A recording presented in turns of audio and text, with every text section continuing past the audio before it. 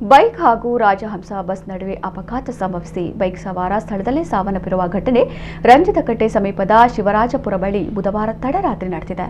26 ವರ್ಷದ ಪುನೀತ್ ಮೃತಪಟ್ಟ ಯುವಕ.